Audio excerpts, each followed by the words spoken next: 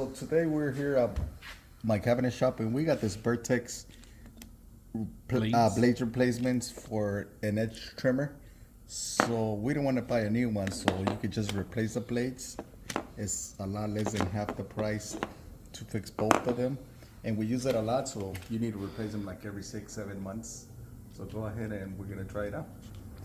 So you can use a regular iron. We're gonna use an iron to put that edge bandit on the piece of wood. So always carry a small block so you can press on it because it gets hot.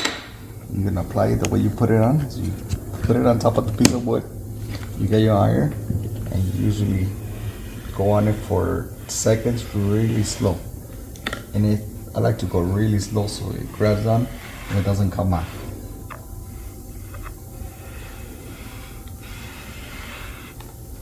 And you get your piece of wood and you just swipe it front and forward.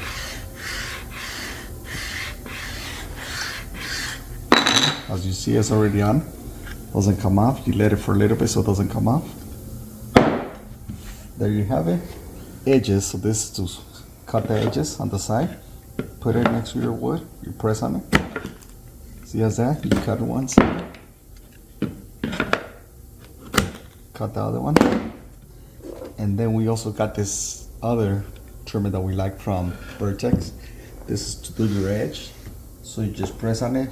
I go a couple of times like in an angle and then straight. 1, 2. There you see it. I already shaved it on one side.